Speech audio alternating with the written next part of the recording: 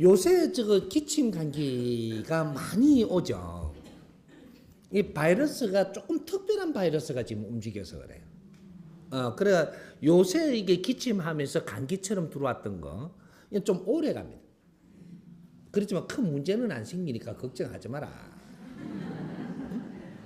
우리가 감기를 잘 생각해야 돼요. 감기는 병이 아니에요. 감기는 감아 들어오는 기운이라 그래서 감는다 감기예요. 기운이 감아 들어온다. 기운이 감아 들어오는데 내가 면역이 약하니까 그 기운을 물고 있는 거죠. 이래 되면 굉장히 다른 합병증이 오는 거는 있어도 감기는 못 잡습니다. 감기는 세계에서 감기를 잡을 수 있는 약을 개발하면 노벨 평화상이에요. 노벨 의학학상을 받고 이런 이 감기약은 그래서 개발을 할 수가 없는 겁니다. 기운으로 들어오는 거기 때문에. 그래서 이 감기가 들어왔을 때 우리가 이게 면역성을 평소에 약하면 면역성을 못 키우고 약하면 합병증을 많이 일으킬 수 있는 그런 기운이다. 그래서 감기하면 기침 감기냐 열감기냐 뭐가 항상 수식어가 붙어요. 감기에는 그냥 감기 들리는 것만은 절대 없습니다. 이제 그 합병증이 붙어가지고 우리가 힘든 거죠. 이런 거죠. 그래서 감기는 원래가 감아 들어오는 기운은 일주일짜리다. 일주일을 내가 조금 편안하게 지내고 조금 자중을 하면 감아 들어온 기운은 감아서 나갑니다. 감기는 감아서 나갔는데 합병증 걸린 거 때문에 골치 아픈 거예요. 기침을 계속 하는 거는 그때는 감기가 아니에요. 기침이지. 그러게 자꾸 두통이다. 그걸 감아가지고 있을 때 내가 이게 관리를 못 해갖고 지금 두통이 심한 거지 감기는 끝난 거예요. 이런 걸 좀 이제 알아야 되죠. 그래서 그 두통을 낮추니까 열을 낮추니까 기침을 멈추게 약을 먹고 하니까 그만 이제 안정하니까 나서버리는. 합병증을 치료하는 거지 감기를 치료하는 거는 인간은 절대로 감기를 치료하지 못한다. 감기는 기운이 감아 들어오는 건 주기적으로 들어오게 되어 있습니다.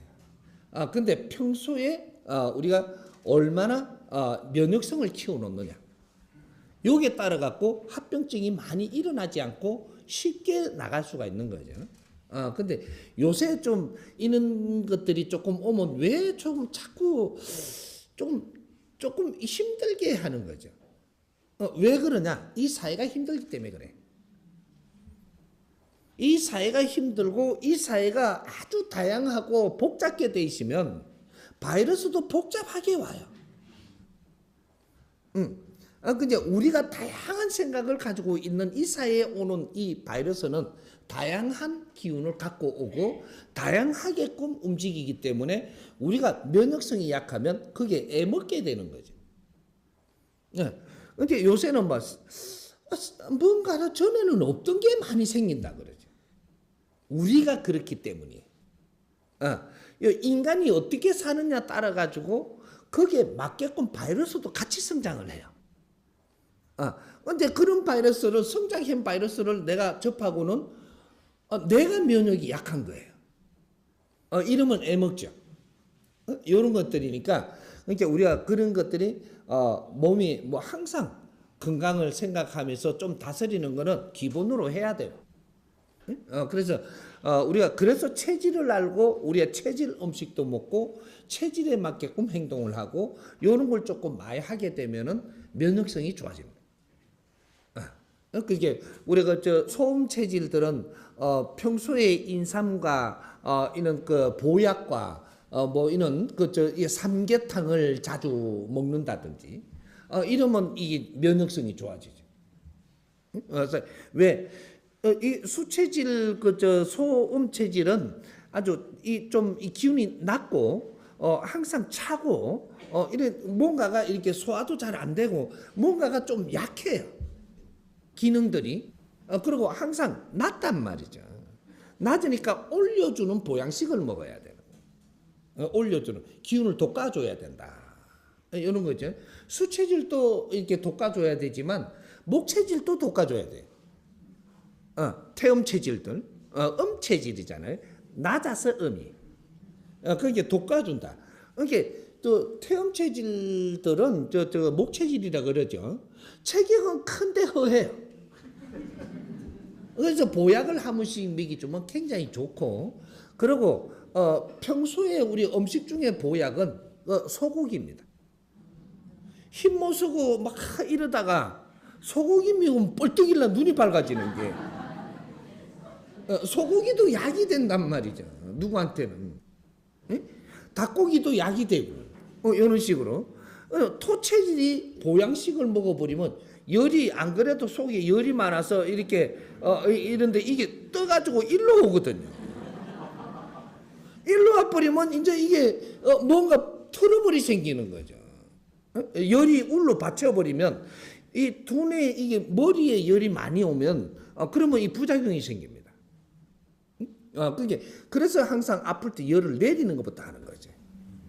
이런 것들. 그게 보양식을 먹으면 안 되고 항상 내리주는 음식들을 먹어야 되고 이렇게 하는 거. 그게 뭔가 검체질 저거는 놔둬 뿌리고 알아서 먹고. 지가 잘난 놈들이니까 알아서 찾아 먹고 놔두고 요 새 체질은 관리를 해야 돼.